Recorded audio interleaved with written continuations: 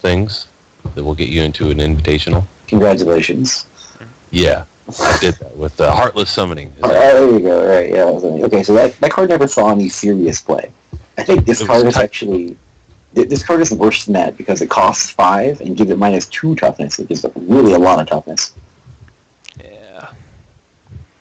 I mean, hey, your Sensei of the Milky Eye is a free draw card now, so completely useless. Yeah, free draw card, except you paid 2 mana for it. Well, you Yeah, paid 0 now. And you're Oh down. yeah, that's true.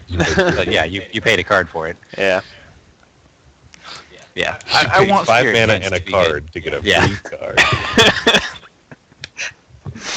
I want Spirit Dance to be good, but unfortunately, I think it's only going to be a PvE thing because this needs equipment to make it work. Mm. And the 5 cost is also just a little, I don't know, puts a little damper on the situation. If this thing costs like 3 or something, and you could get it out super early game, I think it'd have some potential to swarm the board. But 5 mana and -2 toughness, it's You really want to play it in a deck that comes from the board, and the reason for that is that if you don't draw your Spirit Dance, your deck is full of these like expensive creatures, which just makes your deck basically do nothing. Yeah. You don't want to depend on Spirit Dance, like you know. Okay. So, we'll move on. Next card is Succulent Roostosaur. This card is half dinosaur, so that's cool. Hey, birds are dinosaurs, alright? We know that now. This is a dinosaur. This is like a missing link dinosaur thing. But yeah, anyways, it's a 1/1 with Crush that has the ability exhaust a troop you control. This troop gets +1/+1 this turn. Sacrifice this troop, gain health equal to its toughness.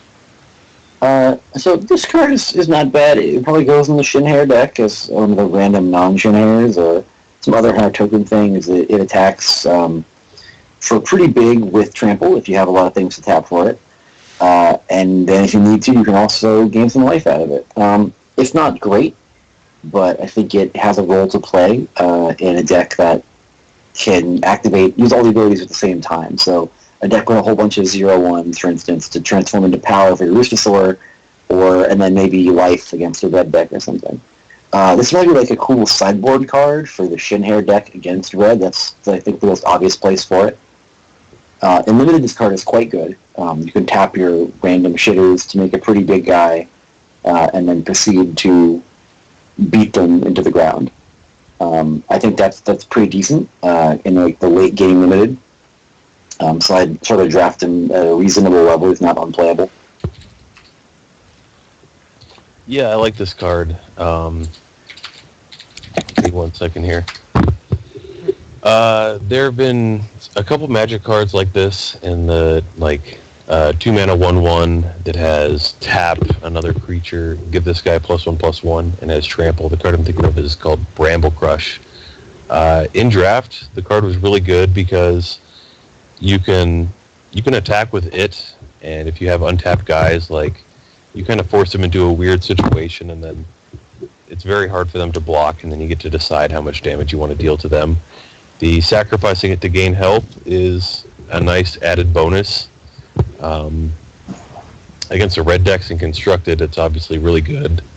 But, it gives it some extra value in limited, so I would pick this pretty highly in limited, and yeah, I could see it seeing playing constructed. The Shinhair sideboard, or even other just green creature decks.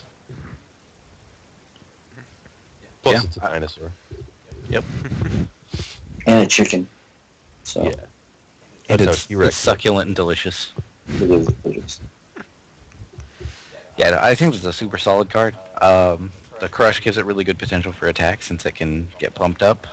It's a pretty tricky blocker. You can even tap himself to get +1/+1. And then, if they manage to kill him anyways, you sack him and gain some life. So for 2 mana, he's a super solid, pick this guy pretty highly creature.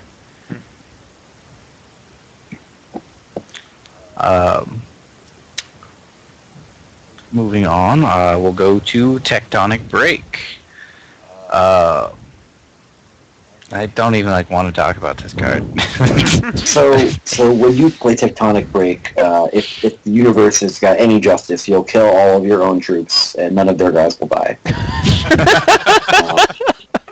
I'm going to tell you what the card does, just in case you don't know. It says, for each troop, randomly determine if it is destroyed as follows. Each troop has a 10% chance of not being destroyed for each point of defense it has. So if you can play a whole bunch of 0-10s, they'll never die. I suppose if you have some sweet giant growth action on your one creature and then play Tectonic Break, it'll probably live.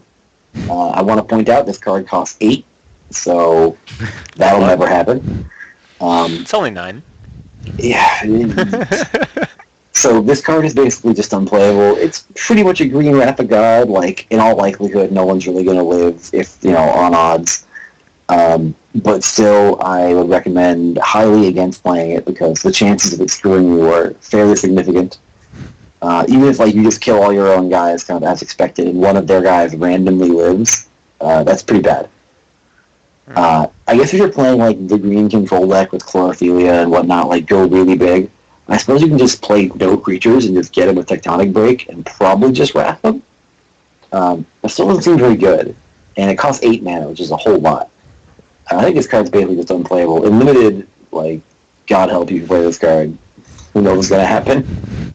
You just tapped out to who fucking whatever. It's a casual card for casuals. Play it if you're a casual. Yeah. Also get the gloves to cross your fingers or just straight up deck your opponent. Yeah, those gloves are pretty sweet. Yeah, that's pretty funny. This is an unreliable card to the maximum, and I don't like it. I just feel like I would get screwed by this every time, as I should if I were to play it. Just the randomness, I don't like it. And it's not even a good card. Even if it was 8 mana, kill all creatures, I guess it would be okay, but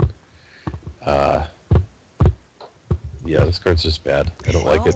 The thing is, it's not even head games. At least your opponent can be haha, I got you with head games. No, this is straight RNG.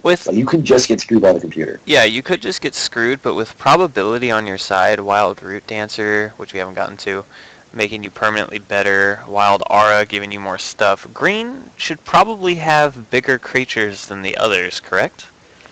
The other colors? Okay, probably, but you don't want to depend on probably. It's that's you really just not. Your 7/7 still has a 30% chance to die. Yeah, that's awful. That's terrible. This is still the only Wrath of God, Extinction and Judgment. Kill everything but one card or kill all cards. This would have probability for you to still have something. Even then, though, you're not guaranteed to kill their guy. So, say you play this and you have 2/10/10 Wild Root Dancers or something, and you need to kill their Uranaz, and you play it and you don't kill Uranaz, and then you die. Right. And then 8 mana for that. Yeah, you have to have out of your turn 8. Oh my god, your turn 8. 8 is a lot. 8 mana spells win the game. 8 mana. Okay, so this card in Magic says destroy all creatures and draw a card for each creature you destroyed. Okay, that's the difference. This card in Hex also says play Eye of Creation for 5. Yeah, that's way better. Exactly. I'd much rather just do that. Also, as somebody who lives on one of the major active fault lines in the world, earthquakes aren't that scary. Yeah. Not usually. What about earthquakes with fire underneath? Can't say we've seen those. Has fire underneath. Technically. Wow. It was one of the back in '89 or whatever, but Yeah, it was a 5.5, dude. Whatever. Slept through that shit. Alright. anyways, We're gonna skip Tempest Strike. skipping Tempest Strike because that's another token. It's Pete. Okay, we're back to the Shinhair land. This is the Shinhair Bomb. Yuzume, the Grand Concubani. 7 mana casting cost with 2 thresholds. She is a 3/4. If she's in your opening hand, you can reveal her and create a Battle Hopper. At the start of your turn, create a random non-unique Shinhair. Okay, I think this card isn't very good. Even with your opening hand, all you get is a Battle Hopper, which is not that great. And it costs 7 for a 3/4, which is also not great. And you get a random non-unique Shinhair, which could be anything from a Battle Hopper up to, I don't know. We're gonna say Bucktooth Commander to buff everybody. It's probably Yeah, the best Bucktooth card you Commander, can I get. guess, is probably the best. But I guess there aren't that many Shin hairs, so you're not that unlikely to get a Bucktooth Commander. I believe But for there's 7 mana, 7's a lot. Like, I'd much rather just play like a actually good. I'd rather just play Jadim. Like, compare this to Jadim. Jadim just wins the game. This card makes a battle hopper. Like, whatever. True. Yeah. Yeah, even unlimited, I would not want to play this guy. The 7 cost for 3/4. The stats are way too weak for something that costs 7. And you're creating a random non-unique Shinhair. The thing what Shinhair do is like they're cheap and you have a lot of them.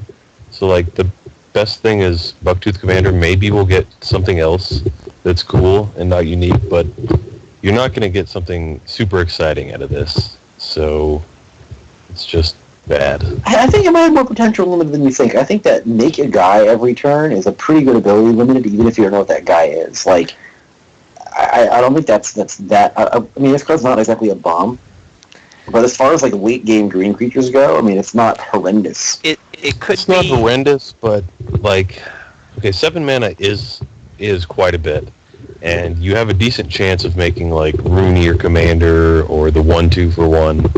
You know, like you have a good chance of making a guy that's just straight terrible. Yeah, I mean, okay, he's no what the hell name of that guy who makes the 1/1 every turn from Tempest. That guy, Secret Verdant Force. He's no Verdant Force, but you know, Verdant Force is a really good card. It's different. Like, it depends on what you're up against, and it depends on what your style is. Because right now, like, take Jadim for instance. Jadim's 6. Let's pretend you're facing white, like white anything. They've got Inner Conflict. All right, Azumi doesn't care. They've got Repel. Azumi doesn't care. They've got Judgment. The highest cost in white, I believe, is King Gabriel for 7. So Azumi doesn't care. You're getting things in. If you even have Azumi out for 1 turn, and you First off, create it's Ozawa, which costs 8 in the same. Oh, okay. Well, even if you have Azumi out for 1 turn and you make something, if you had Jadim out for 1 turn, like, they just murder it, or one of those things, you still get a token. I guess. I mean, Jadim punches for like 8 or something. Yeah, did you get to attack one time? Because then they're probably at like 8 to 10 less life. Yeah. Or Azumi, you may have made like a 1/1 that can sacrifice things to do something. Like, I don't know. I think it's okay in limited. Maybe. I think it's awful in constructed. From what I've seen, it's actually fine in limited. If you can get one out, you just have a creature generator, and you know, even if they're doing nothing but jump blocking, you just have a jump block generator for the rest of the game, as its 4 toughness is not too easy to remove. As long as you don't actually like get it into combat situations, it's just let it sit there. I mean, they're gonna have to like burn to the ground it, or like get like a really good Ruby Lance or a mono red Ruby Lance. That's This starting is like Battle Hopper helps. a strictly worse. Yeah, that's not very likely. This is like a strictly worse version of Master Theory Crafter, basically. Yes, I mean, and now it's green, so I guess it's okay. Like, Master Theory Crafter is really good. So Yeah. this just being a worse version of it still makes it playable. But in constructed, which is what really matters, I wouldn't play it. It's a rare, so you're not going to see it very often in limited anyway, so it's not a huge deal. But in constructed, don't play it.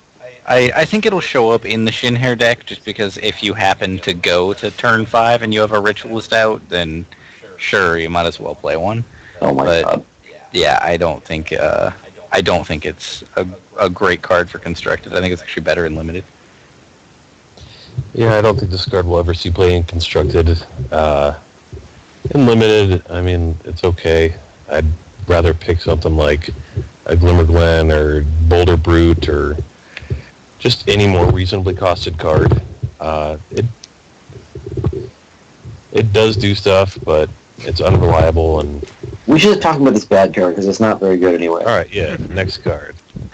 I think it's better than you guys give it credit for, but okay, we'll move on. The next card is Wild Aura. Wild Aura is a 4 mana casting cost basic action. Target troop gets permanent +3/+3. This card is not great, but it's good against like red decks when they tap out, I guess. It has the aura problem, which is that if they kill the guy you cast it on, you basically get 2-for-1 yourself. But sometimes you don't care and just want to get in there. This card gets in there pretty hard.